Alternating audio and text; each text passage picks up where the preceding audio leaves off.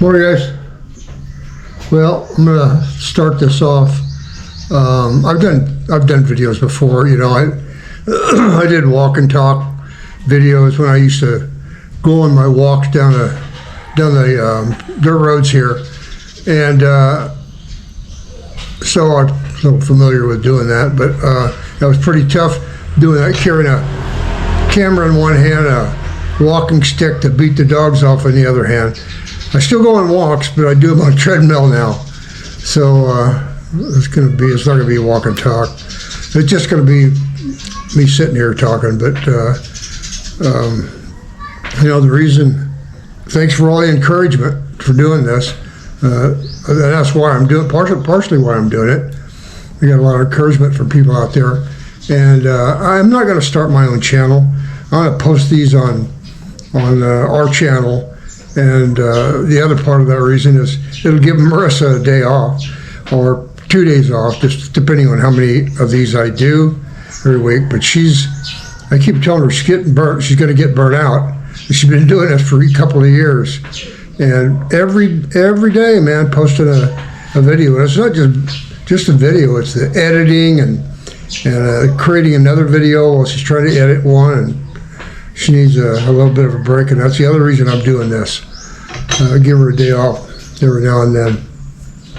Now I'm going to explain a little bit about my background and myself that a lot of people probably don't know. Other than just Marissa's husband, which is the most important thing to me. So it'll give you maybe it'll give you a little better understanding on my perspective and how I come up with some of the conclusions I do, which may not be right, but they're the ones I come up with. And I'll start off about living in the Philippines. The biggest thing I can say that you could do for yourself is don't create any unrealistic expectations, and keep a very open mind when you come here, and calm. Remember, the world's going to stop moving so fast for you when you come here. It's going to slow way down, man, and it's easy to get frustrated with that. But that's just the way it is here, and it doesn't mean it's bad. It just means it's different. Usually something that's different is not always bad, but people are very resistant to change. So if it's not like what they're used to, then it ain't good. Well, that's not always the case. And I'll give you some examples. Recently you've heard us say about, for instance, lately it was the water. The neighbors, there's a neighbor's building a house there, and some of their crew came and hooked up their water. Well, in the process, they damaged our water line and broke something, and our water was just running for hours and hours and hours. And we had no water pressure, couldn't figure out why. Finally, went to the store and saw a big puddle of water over there. So we get out and shut the water off, and went to the water company and finally got somebody to come fix it at 8 o'clock at night on a Saturday night. I'm very thankful for that. But nobody said anything. They didn't try to shut the water off. They didn't notify us what was going on. And it's not just that. It's our fence. Our fence our cyclone fence has been knocked down twice, both by delivery trucks. And we approached them. First time we approached a guy. Oh, I don't know how. Are you going to fix the fence? I don't know how to do a fence. And if you report me to my employer, I'm going to get fired. So it's kind of and what am I going to do if I don't have a job? How am I going to support my family? But he didn't want to attempt to repair the fence. But fortunately, the neighbor, was a delivery for the neighbor. They helped out in repairing the fence. The next time was a delivery for us when we were doing the home extension, and he told him where to dump it, and he backed up too far and broke one of the corner posts. So then we went down to where he works and told him we expected them to fix it. No, told him what he did, and the owner goes, "Well, what do you want me to do?" I go, "Well, as your employee, I want you to fix it." And anyway, they said they would, but they never did. They never showed up, never did to do it. There's a couple other instances, but which really irritated me. I go, somebody not taking responsibility for anything, and which seems to be pretty common here. But then I stop and think about, well, in the U.S., how many times did I get my car banged, sitting in a parking lot, a supermarket parking lot? How many times did somebody sideswipe my car or damage my car in some way? I never left a note. So it's not just the Philippines. It's everywhere. You got to kind of look at it like that. You got to stop and think. Yeah, there are some things here that are different and don't make sense. But if you stop and think about it, a lot of them you can understand. Same thing happens in your home country. And I don't know about other countries. I'm talking about the U.S. That's where we were. So I don't know how it is living in other countries.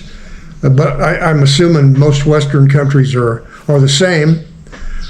So the big adjustment for me was reminding, and this is things I remind myself. I'm not sitting here preaching. This is my experiences and how I remind myself that you got to keep a check on your attitude all the time. Stop and think, and sometimes it's not easy to do in the heat of the moment, but I got to remind myself all the time I need to. There's other things here, and a lot of it is just misunderstanding and miscommunication. For one of the biggest lesson for me was every time I'd make a doctor or a dentist appointment, they'd go, "Yeah, your reservation is 9:00," and I'd show up, a few minutes early, try to make sure I was there on time, and there would already be 6, 7, 8 other people in the office, but I had a 9:00 appointment, and they did say appointment, and they started calling people in, and everybody that was in that office before I got there went in first. Sometimes my 9:00 appointment, I'd be sitting there at 11:00 going, "What's going on? What is this?" And so it was a misunderstanding. They use English words sometimes, but don't really know the meaning of them. So their appointment at 9:00 was all that was that's when you can come and get in line, because it's first come, first serve. And they take your name when you walk in. And so finally I figured that out. And I would sit there for 2 hours waiting to get in, and I'd be huffing and puffing and saying things. And they knew obviously I was irritated. And so until I figured that out. And that's what it is with doctors, dentists, yeah, 9:00 appointment. Well, it's not an appointment. You just show up. That's when you can show up. So, yeah, it was a little easier on me when I figured that out. Nobody explained it to me. I just kind of, came to the conclusion. But I can understand why they would, and I'm talking about people in the office, would think that Americans are impatient, aggressive, and all that. And I can understand why, because that's the way it was when you think you got an appointment not working out. So that was one thing. So now when I go to the doctor, and one other thing is, yeah, you'll get there at your 9:00 appointment, and the doctor won't even be there yet. They're not coming in for an hour because they're still taking a shower. But they want the people to come in, register, and sit there and wait, so that make sure it's worthwhile for the doctor to come in. They got enough patients. Otherwise, the doctor might not even show up. You might go in, oh, the doctor can't make it in today. And I don't know how you rationalize that, but it's just the way it is here. Like their time is more important than a patient's time. Yeah, and I know they're highly educated and doctors, but the common courtesy is lacking in some things here, and there's got to be some way to explain that. I don't know, but no, it's just some of the some of the things that that I came across, that it wasn't just, and I'm not slamming the Philippines at all. I love living here, but some of the things that's confusing, and you got to work them out. And so I still have my issues with being patient and because things take a lot longer here. I mean, a lot longer here. I don't know, just like if you go to get your driver's license, you go up there and check in, then they call you up and verify who you are, then you go sit down, then they call you to window 5, and they take your picture, you go sit back down, they pass your picture on, then window 6 calls you up there. You go through the whole rigmarole of 4 or 5, going up to 4 or 5 different windows before you finally get your license. I don't understand that, but I think it may possibly be we got some people in the government, they want to keep busy. The government jobs, they want to keep them busy, and I don't know, is it one person does one thing, it seems like, whether it's paying a bill or going to the bank or whatever. One person can only do one thing, and going to the bank here is another thing. U.S., you'd go to the bank, you'd be lucky if you'd be in there a long time if you were in there 5 minutes, unless there was a big line. But here, going to the bank to make a deposit or withdrawal, you'll be in the bank for an hour, a real hour. And the banks here, wherever you open your account, that's where you have to bank. You can't go to another branch and bank and make deposits or withdrawals. You have to do it at the bank where you opened your account. And the banks aren't under any kind of regulation by the government. It's just their private business, and the government stays out of their business. So there's no banking regulations here. And I'm not saying they're going to do that, but there have been instances where you'll go to the bank, and if you're in a small office, and it's closed, it just went out of business. And I don't know what people do for that, but my advice was go to a big bank here, not a little local bank. There's no guarantees with them. At least the big banks, they'll guarantee. At least mine will guarantee a deposit of up to 500,000 pesos, which is like $10,000, and they'll guarantee that per depositor. So you don't want to put much more than that in a bank in a single account. You might be able to buy more insurance for it. I don't know. We don't have to worry about that. We don't have enough money to worry about that. But there's some things like that you got to get used to. And I'll explain a little bit about my background, why I get frustrated with some things that take a long time. I spent 35 years in the home building industry, and the last 15 of it I spent as project manager. The first part I spent as carpenter and general contractor, and the last 15 years of it I spent as a project manager and a vice president of a certain area in Northern California, part of Northern California, and everything there. And I managed the construction and the sales of new home communities, and the community, depending on the size of the community, it might be 96 homes, it might be 130, it might be 200 lots there. So that was my job, to manage the construction and the sale, and sometimes the warranty of a community. And of course, I had construction superintendents that on each community that reported to me, and they did the day-to-day scheduling and all that. But I would have an average of like 6 communities to manage, and sometimes it was less, sometimes it was more, but average was about 6.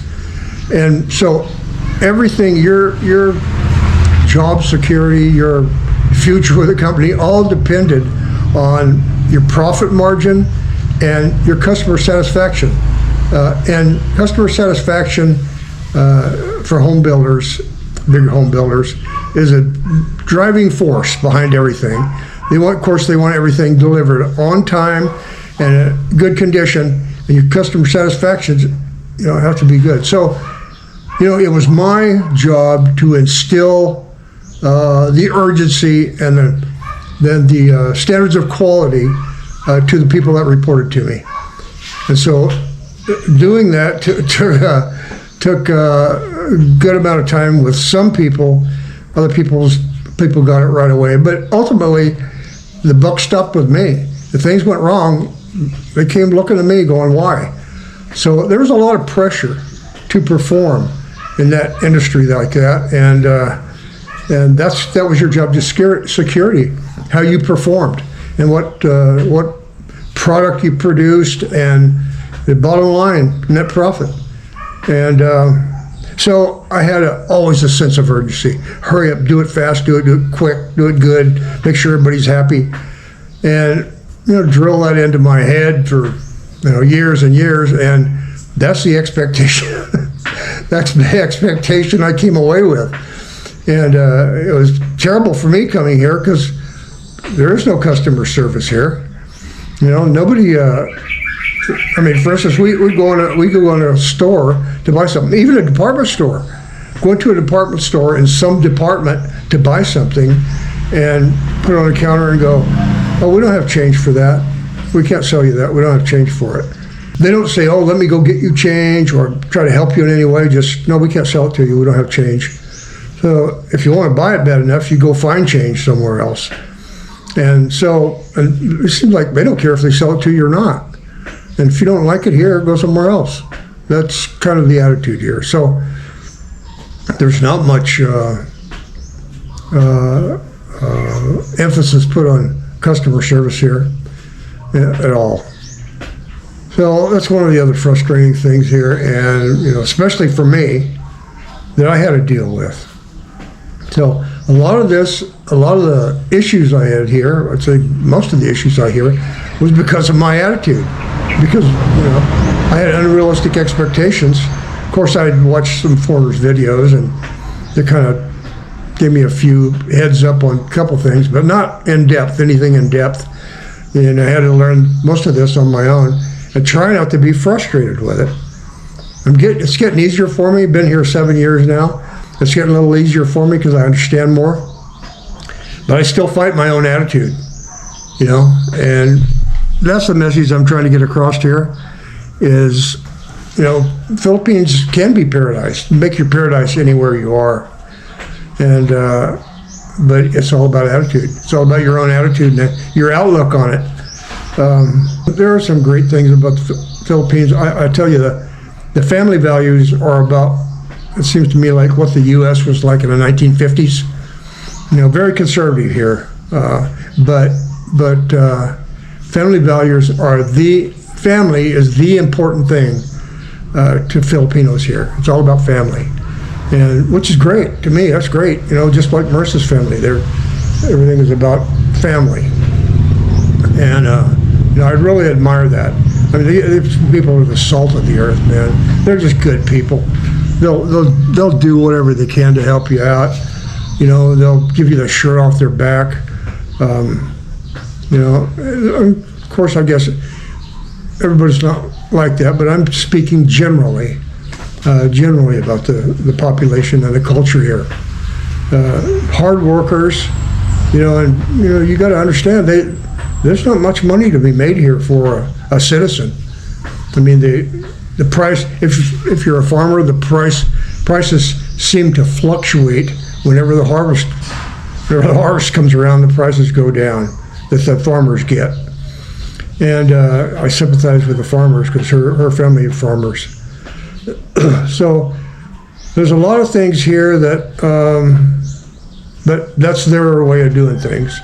And far be it from me to tell them or anybody else how to do things. It's their country. I'm here as a guest only. And I keep that in mind all the time. I appreciate being here. And I'm not about to start criticizing how they do things or whatever. It's just You got to come to the country with an open mind, and it is what it is. You got to come here and change things to fit your expectations, which is, I think, sort of problem some people have that come here and can't make it, can't make it work for them. So that's kind of my background and how I approach things, and there's some of the reasons why I come up with the conclusions I do, but try to be more understanding, and because you'll always ask yourself the reason why. One thing I cannot figure out is why they drive the way they drive here. I mean, motorcycles, man, they'll come out from a side street onto the freeway and not even look. Just drive out and onto the freeway. And, a lot of them don't have side mirrors, don't have lights. They'll be on the freeway and want to change lanes. And this is not just motorcycles, this is cars and trucks and buses. If somebody's in front of them, instead of slowing down to check if the lane's clear, they'll just change lanes right in front of you and slam on your brakes, whatever. And I can't understand. Can't they process that that's dangerous and they could get killed? But I haven't come up with a reason other than the fact that, like in the Western world, the United States, we had years and years of a car culture. Even in the 1950s, there was a big car culture. Guys building hot rods and all that. And, so there was plenty of, 3 or 4 generations of people being familiar with cars and just naturally knowing the rules of the road, mostly without even getting any training.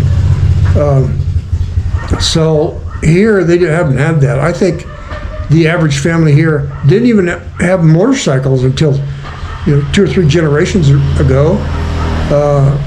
They didn't have a mode of transportation.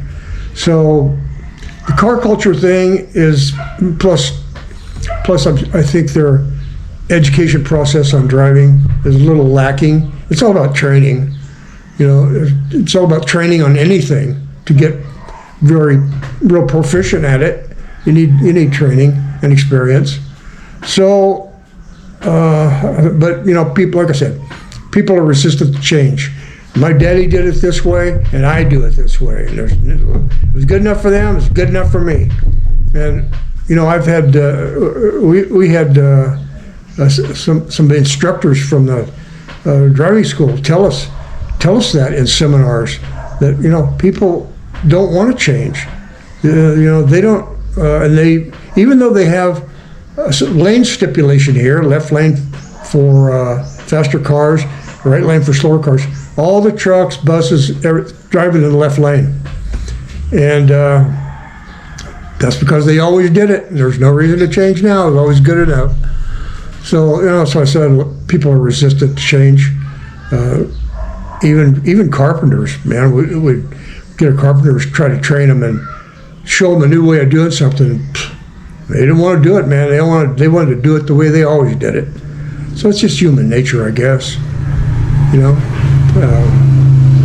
But so anyway, I just want to roughly go through this. I'm going to make these videos, try to make them, if this goes over okay, I'll try to make them at least once a week, and maybe go into 2 times a week. If I get enough questions from people, that give me some subject matter, I mean, I would maybe continue to do these, and if I can answer questions and be of some help, I'd like to do that. Yeah, I mean, that's just hitting the high points, some of the high points on expectations moving here. And you people that already live here, you already know all this.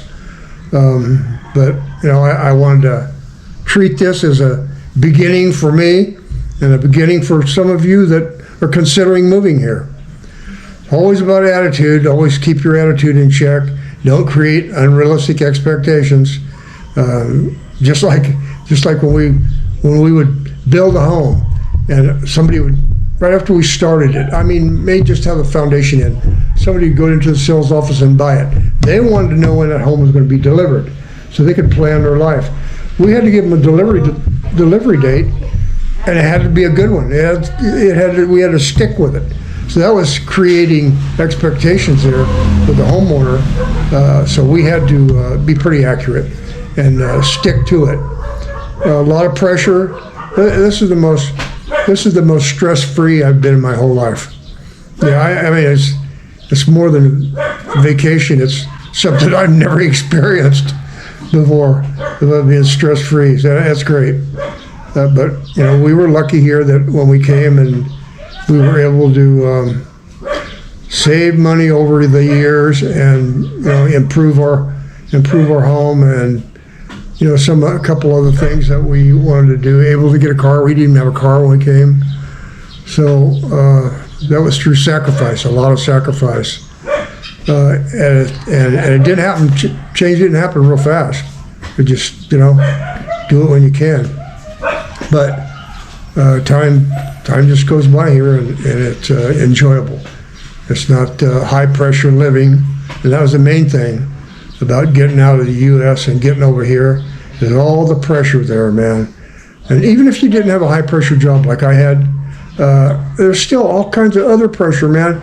They wanted to tax you and charge you for everything, you name it, man. You couldn't do nothing there without getting a permit and paying fees. So, anyway, very happy we made the move, and very happy I wound up with the family here that I did, Mercer's family, and enjoy it. And it turned out to be a good move for us, and we finally found my peace here. So anyway, guess I've talked enough here for this time. Send me some questions, and if you like this, and I'll keep doing it. Thanks for watching, guys. Bye-bye.